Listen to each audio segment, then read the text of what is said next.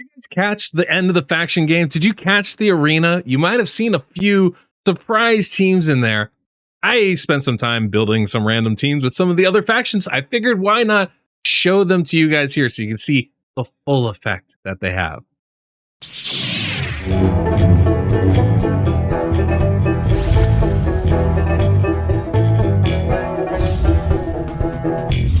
Welcome on the Deadwood Jedi. This is a Raid Shadow Legends video. I am on the test server showcasing these stupid arena teams that I built in factions that weren't picked. Now, it takes some time to build any of these teams, right? And I can't say that I made them the most OP. Basically, what I want to do is showcase some different champions, some different factions, and provide some fun surprises for our competitors and for you guys, obviously, to watch.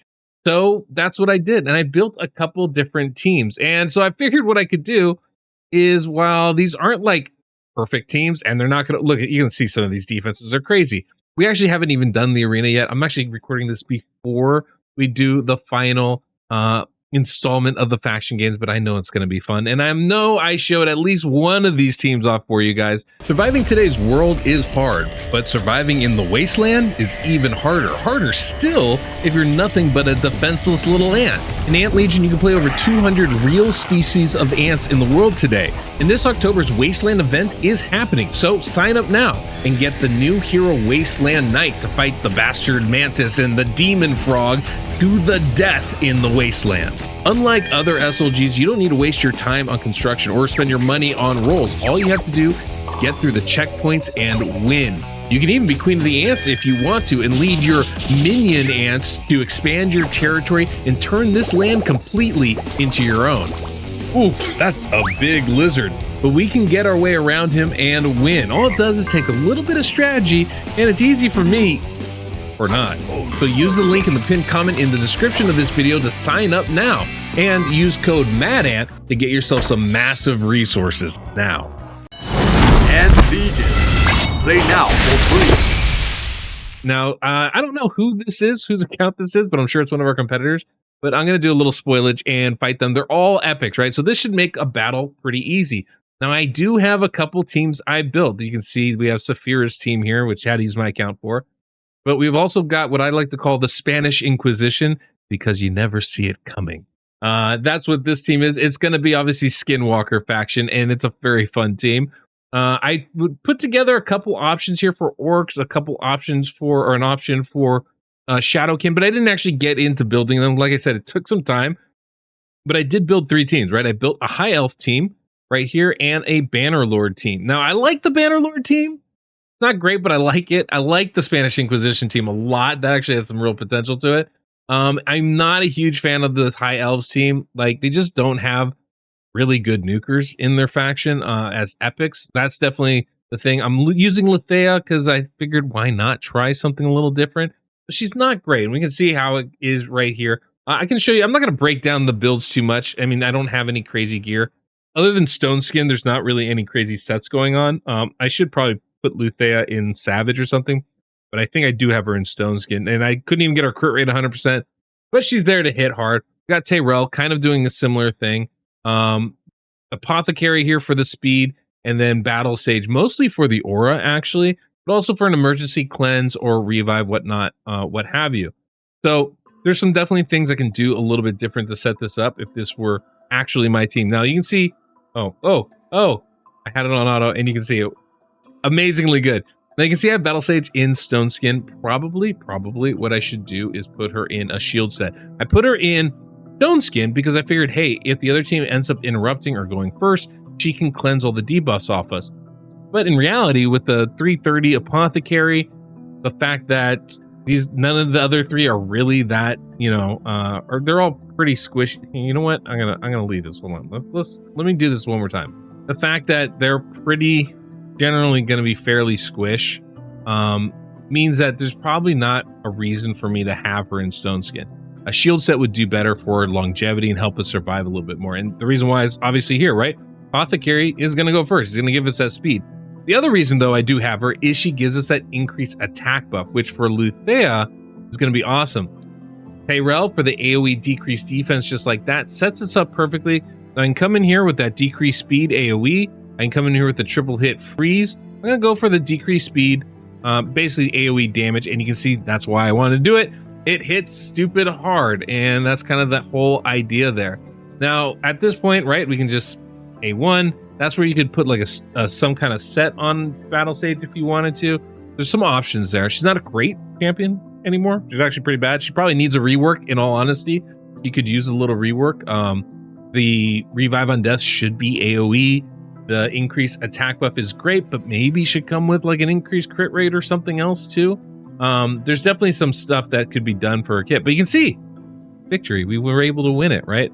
That's how I set that one up. Now there's a couple, I'm going to refresh. There's only a few teams I can actually hit with this kind of a squad. You can see Senda's got some mock. These are like mock teams for his teammates to practice on, but I'm just taking advantage and practicing myself. But you can see here, we run it on auto. Increase attack, increase crit rate, or increase attack, increase speed, and we get the setup with Tyrell and knock it down with Luthea. Now, obviously, Stone Skin becomes a problem, and with it being so prevalent, you know, you're not going to win every fight, right? Because we don't have a buff strip on this team, there's only so much we can do. So if we faced a team that was like all Stone Skin, this team probably wouldn't do very good at all. Probably wouldn't do very good at all. Right, and so that's kind of the negative with it, and one of the things where it's just not going to work for everything. But good thing is Tyrell's defensive, so he's got a little tank to him, and Apothecary's defensive and super fast with a really nice heal, so can kind of keep us fresh and going along the way. Another one of the teams I chose, right, built up, I should say, right, that's the High Elves. That's the one I'm least happy with. I built the Bannerlord team, which I'm actually pretty stoked on. This is a pretty fun one. Now, I did end up putting Lady Quillen in Savage gear. You can see she's pretty slow, but look at that crit damage and pretty low crit rate. The reason why is Archmage Helmet is going to give us that increased crit rate, increased crit damage too, and increased speed. He's going to be pretty awesome. And going at 335 is going to be able to boost the entire team up, which is great. Also has a big stun on this A2. And while I don't have very much accuracy on him, if they don't put resistance on their team, it'll still land. So it's a pretty solid little skill there. We've got Warcaster here, interestingly enough, just to protect Lady Quillen because she's going so slow with the block damage. It actually works really nicely with the Savage. And then Chancellor Yasmin, I brought her in mainly for this buff strip. It's a buff strip, 75% chance to land, plus a sleep debuff if the buffs get stripped. So that can really interrupt the enemy. And then on top of that, has a really nice single target heal, which I hadn't really thought about, but it's actually a pretty nice ability. So we're basically going, and you can see I went way over the top with their accuracy, but basically go Archmage into Chancellor, or into Warcaster into Chancellor. Now, obviously, I probably should time that a little better, right? I should probably take a little accuracy off Chancellor and give her some more speed, and then, you know, make Warcaster go right after. That would help protect everybody from the enemy's attack. Still pretty good. It still works pretty decently. Chancellor Yasmin's pretty tanked up here. I don't think I have a shield set on anybody. Let me see. I do have a shield set. I believe it's on Warcaster here. That's another defensive thing, right? When you put bolster on somebody, it really helps them survive a lot, and it's really nice. So I can have this run on auto here. Archmage is going to boost us, right? Then we're going to get the protection here from Warcaster. This really is for just Lady Quillen. And then here we're going to strip some buffs and hopefully sleep the enemy. Boom.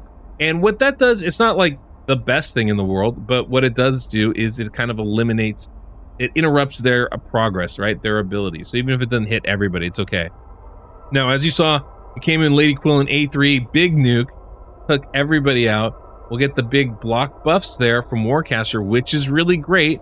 Helps combat the enemy no matter what we're facing here. And there we go. And Lady Quillen here has a really nice single, look at that. It's pretty decently hard. She's not great. Actually pretty trash, honestly a little bit trash, but I thought she might be decent, so I figured I'd try her out. And yeah, true to form, a little disappointed. I think you can see Chancellor heals. There we go, get a little stun. But this is the thing with Arena, right? You don't have to have an OP team, you have to set it up right, and that's going to do wonders for your squad. And that's kind of what we did, right? We basically are making it so that our nuker has a chance to actually take a turn and do some damage.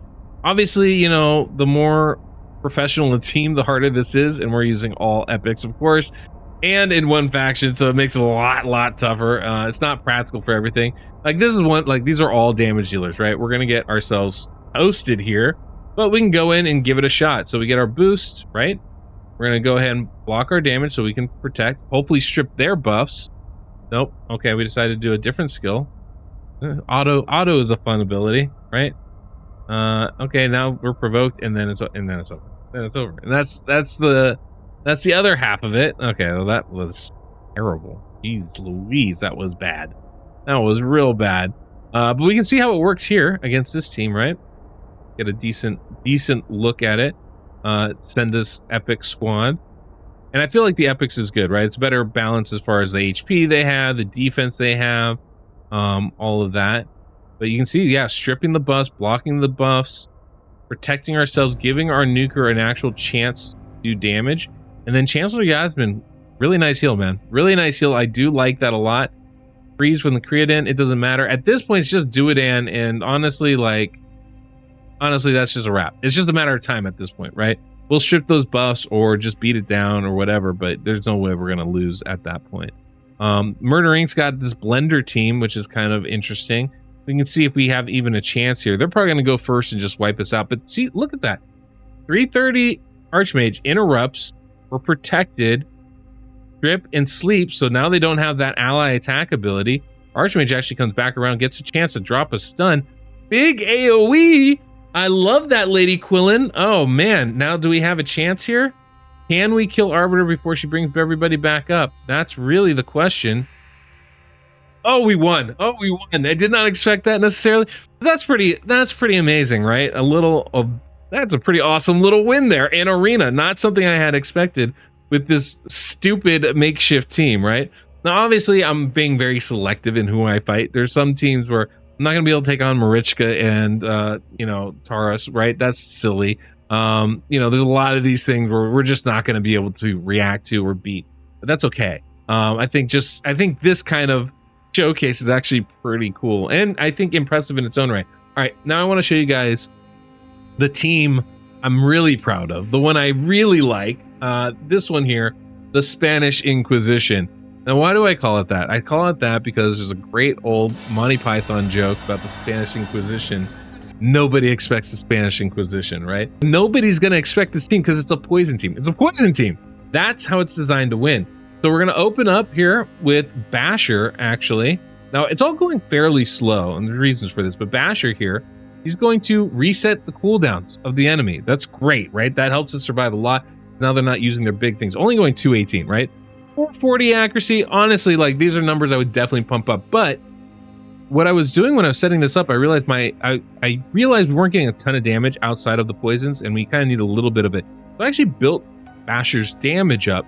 He has one set of stone skin, right? A 4-piece set. So he's going to be able to survive the first hit. So I didn't need to make him super fast, which I realized is actually an advantage. If they attack us first, Basher can withstand it, then go and reset their cooldowns and do a little damage on the side. Now, the accuracy, obviously, the higher that is, the more effective it is. But I figured in this competition, we're not going to see a lot of 600 resistance teams or 500 resistance champions. It might happen, and then maybe we'll be out SOL, but I figured this will be okay. We've got a Kemptum here.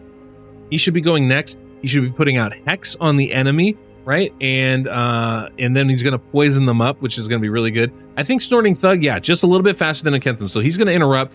He's basically here to steal buffs from the target. And both his A1 can strip buffs. His A2 will steal 2 buffs, which is awesome. And so there's some really nice abilities here with him. And he gets like some counterattacks if they don't have buffs on. So it actually gets some free counterattacks if they're doing a bunch of AoE stuff on us. And then we have Taurus here. He's going to go last, and he's going to put those poisons and give himself unkillable, so he should survive a bit. Not perfect. I would rather have like a second poison champion. But it's better than you'd think it is. That's the point. And I do wish, not Basher, like there you go. Right? He did the AoE cooldown. The Hex is out there. Look at that hit. Get the poisons going. Right? And we do have that lethal blessing. It's terrible, but hey, it's doing its job, at least to some degree here. And obviously with the Kemptum, it's going to just, that poison damage is going to be spread on everybody. So you can see they go down surprisingly fast when we have it all out there. I never thought Poison Team could win, but we can win with this squad. I think it's pretty cool. There's obviously some things working in tandem here, right? You know, part of it is Basher. We do have to be able to hit hard. That definitely helps a ton. The stone skin initially is crucial just for survival. So if they have a buff stripper, it's bad news. Bad news bears all around. And I believe we have a 2-turn set on these champions here. And the one champion I'm disappointed with a little bit is Snorting Thug. I like this. I like his kit in theory, right? Deals buffs, counterattack and steals buffs. You know, he just steals them when he's hit. The biggest issue is that this skill here isn't AoE, and I really wish it was. If this was AoE, he'd have a lot bigger place because he just deals buffs or ignores defense if they don't have any active buffs. He doesn't hit hard enough for that part of it, but it would be nice. Now, I also don't have to have a Kentham in the lead. I have him in the lead for the aura, but, you know, in a lot of ways, I might be better off not doing that. Now, you can see we got killed there. Obviously, that's not great. That's okay. Here we go. Auto, right? Get the hex going. Now, let's get some poisons here in a second, hopefully. And reset cooldowns. There you go. Masteries are what enabled Kentham to go first, but look at that. We got... Wow, look at that. They just melt under those poisons with that hex, which is pretty wild, I think. And then the block buffs is another great touch there. Now, the hard part here is obviously going to be killing Arbiter before she revives people, because if that happens... But see, the cooldown from Basher is such a massive thing. But we have to kill her. And there it is. There it is. There it is. Blend your team down. Took it down. It's a pretty cool little squad, I think. I think there's like a lot of interesting little potential there. There was one team here that's a little bit... I didn't win every time, but there's one squad. Oh, I wonder if they reset it. There we go. Not Cold Brew's got all those new champions in there. This was fun to do. We can kind of come in here. I might have to manual this to be successful, but look at that. Get the hex going. Get the reset. Oh, they locked out our skills. Why would you do that? That's just mean. That's just mean. Oh, no. Yeah, I'd have to manual this, I think, to actually make this work.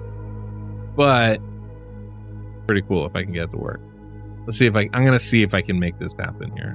I don't know. I'm skeptical at this point. Can I steal the taunt? I can't. Okay. Less good. That's less good. Okay, hold on. We're going to try this one more time. One more. Retake. Restart. All right. So this isn't auto, right? But they're legendary. So, you know, I feel like I have the opportunity to do that. I feel like that's fine. I feel like that's okay. Reset the skills. Whew, killed one already. Basher hits hard. That's no joke. All right, get the hex going. Beautiful. Oh, got our skills locked down. That always sucks. Not a big fan of that. Feel that. He metamorphosizes, which also sucks. But let's put some poisons on at least those two jabronis. Yeah, don't have a choice there. Yep. Not great. Not great. Sometimes this works really nicely where we have this. Oh, perfect timing on that. Deal the taunt. Great. We can go ahead and do that. Drop a weak in there. Oh, and then we just died though. Then we just died. But, you know, dying is a thing that happens, I guess. Yeah, it's not the best, but you know. Oh, I should have hit him. Oh well. Well, what are you gonna do, guys? You know, all I can tell you. This is what I can tell you. I did win. I did do this once and was victorious, and I was stunned. I was like, how are we killing mythical champions with these guys? I think part of this shows how not great mythical champions are, but also how awesome this team is. More importantly, how awesome this team is, I would say. But yeah, okay, cool. Oh, look at that. Reset the skills. Great. Look, oh, we're looking good right now, I would say. They were looking really good right now. Can we come in? Can we do some damage?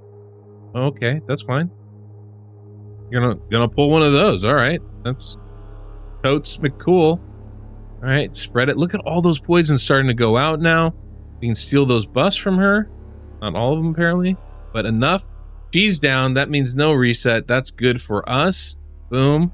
They both died. Reset. Oh, why you gotta be like that? That's just cheating, I feel like.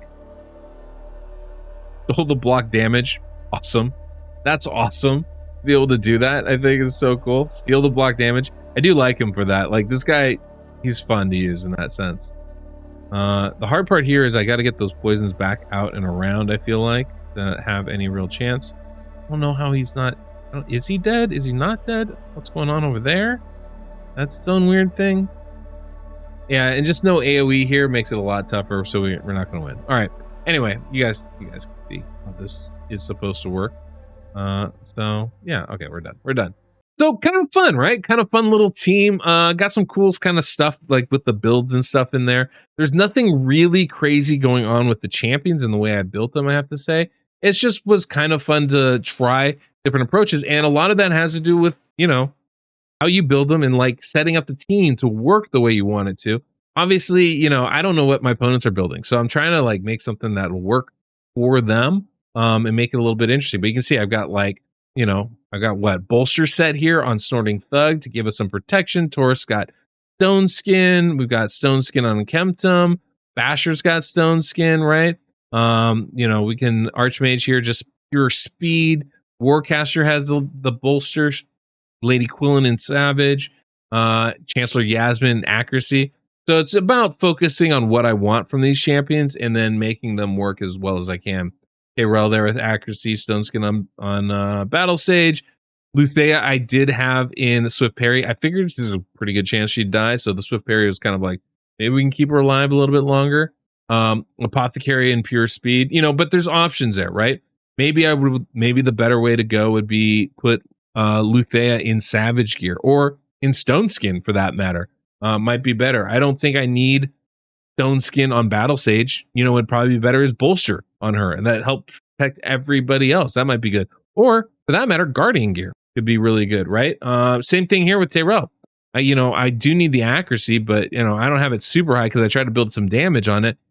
Maybe I skip the damage and go pure debuffs. Maybe I don't worry as much about the accuracy and I just go pure damage. He hits hard.